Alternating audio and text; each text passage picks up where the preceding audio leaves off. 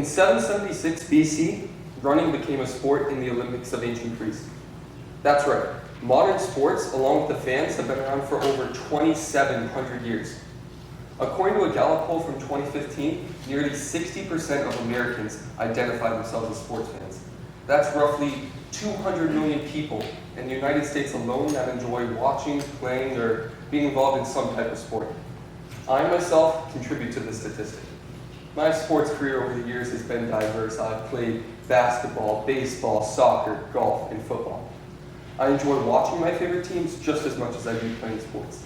I'm a diehard Arizona Cardinals and University of Arizona fan. Yeah. From the time I was 6 all the way when I was 11, I went to nearly every single Arizona Wildcats football game, fully decked out as a football player, complete with padding and an authentic U of A helmet. The question, though, is why do sports fans have such a passion and a desire while rooting for their teams? Many fans have been known to go to extreme measures to connect with their favorite teams, whether it be face painting, wearing the same clothes for every single game, or traveling hundreds or even thousands of miles to attend a game. There are numerous psychological and social factors that contribute to a competitive drive in many fans. The factor that I always found most amusing is what I call self-inclusion. Take, for instance, the following statement. The Cardinals game last week was crazy. We scored 3 consecutive touchdowns, came back in the 4th quarter. We won for the 5th week straight. For many of you, this statement does not sound out of the ordinary because you are exposed to statements like these, and you probably do it yourself.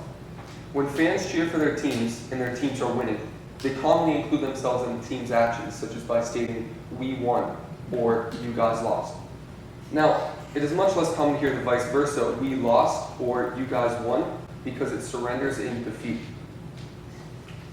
Thomas Van Schaik, a journalist for Sports Networker, which is an online sports marketing agency, characterizes this with 2 simple acronyms. When your favorite team wins, you berg, bask in reflected glory. And of course, when they lose, you korth, cut off reflected failure. So next time you're out with your friends and you're talking about last night's game, try to see if you're a berger, bragging to everyone about your team's win, or if you're a korther, distancing yourself from the team after a big loss. Berging and korthing do not epitomize all fans, though. Many teams will go years and even decades without a winning season, but they will still have large fan bases. This is because that sports fans commonly believe that to achieve true fandom, they must remain loyal to their teams under any circumstances, even if that means enduring 10 consecutive losing seasons or going 107 years without winning a championship. Sorry, Cubs fans.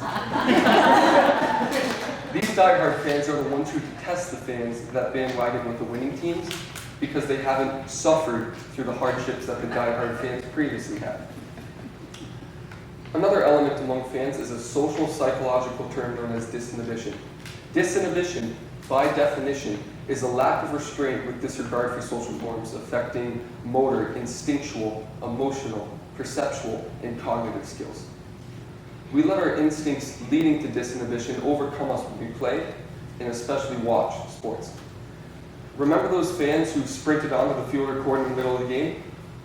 Disinhibition. Remember those fans who dressed up for the game in spandex bodysuits? Disinhibition.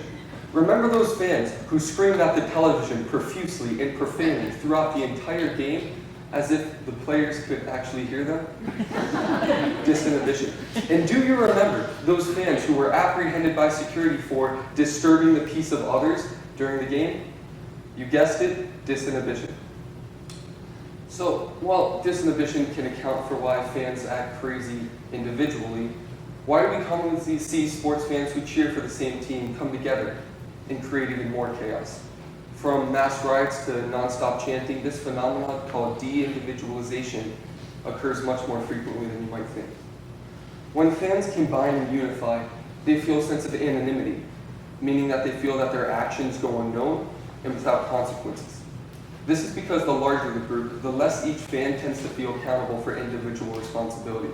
Combine tens of thousands of fans in a stadium or arena, all with abnormal levels of adrenaline, in a sporting event can quickly escalate into a dangerous situation. It really is just a form of peer pressure.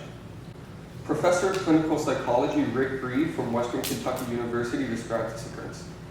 So if we see someone throw a beer bottle and it draws cheers from our group members who we're really identifying with at the time, we might be apt to match that behavior or up it. In other words, people commonly exhibit behavior that gives them attention and popularity, leading others to try to replicate the same behavior. Another example of de-individualization is heckling opposing fans. When people laugh at fans being heckled at a game, they provide reinforcement and cause others to lash out in that manner. The larger the sporting event, the more people attending, which causes further de-individualization as people feel more comfortable misbehaving and, quite often, acting crazy.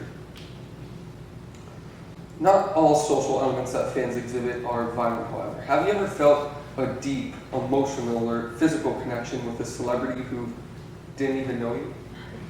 If you have, I guarantee that you're not alone, especially throughout the world of sports. These are called parasocial relationships.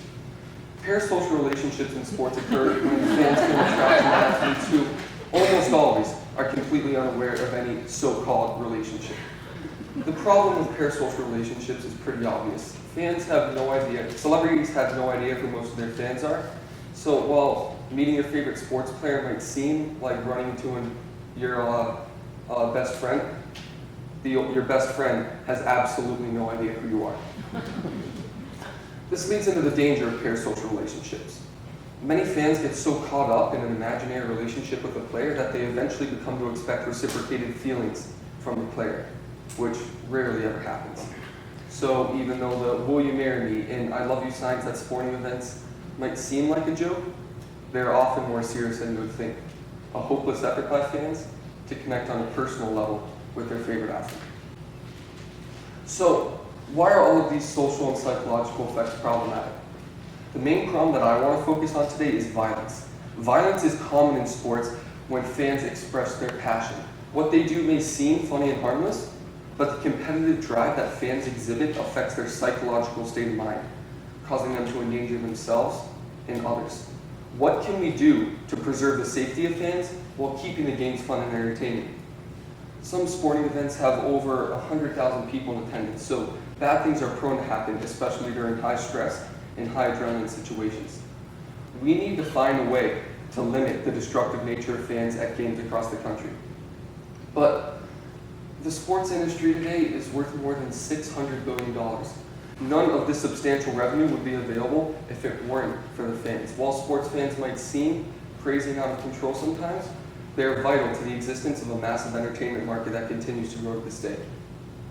Instead of addressing the issue of fan violence directly, which has already been done and has essentially failed, we must focus on addressing the psychological and social factors that cause this brutality.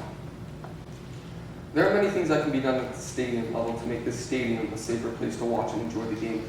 But as I said before, these efforts have failed in the past because stadium officials have traditionally tried to deal with violence directly.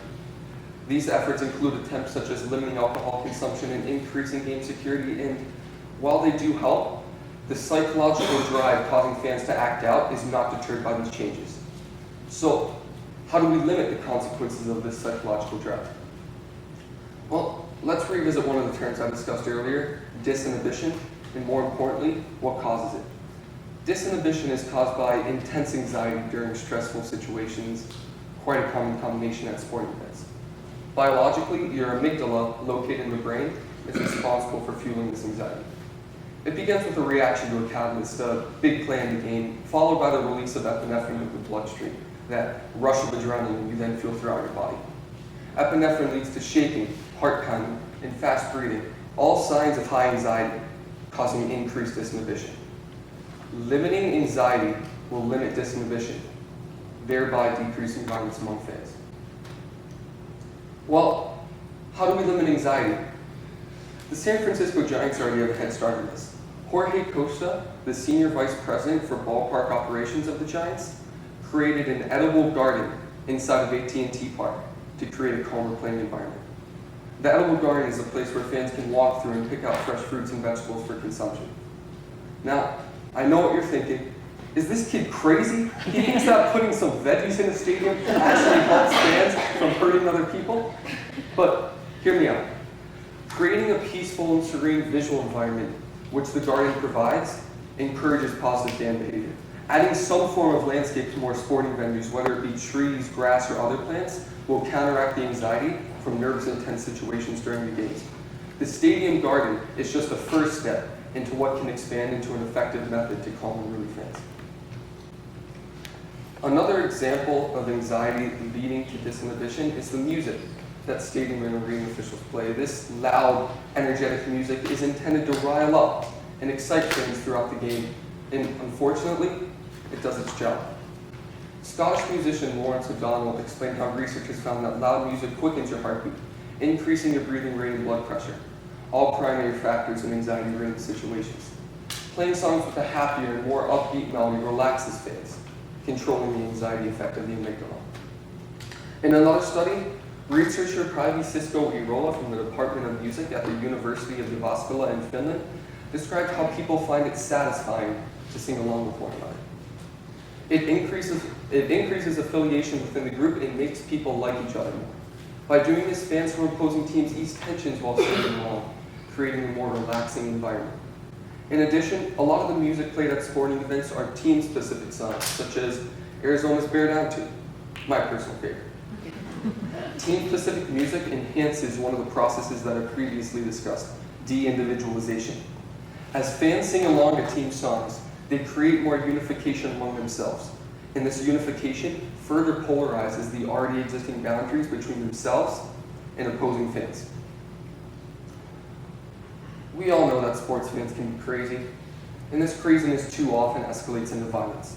Instead of directly combating violence, which is not preventive in the long run, we must focus on the source of violence, our minds, and what makes our minds cause us to act the way in which we do. Changing the game environment in the music played is only the beginning of what needs to change to dramatically decrease violence among sports fans. These are just two introductory ideas. Eventually, this must expand beyond the stadium itself into additional sources of fan violence, such as restaurants, bars, or other gatherings where fans watch the games. But addressing that is the second step. In the meantime, we have the opportunity to do something extraordinary.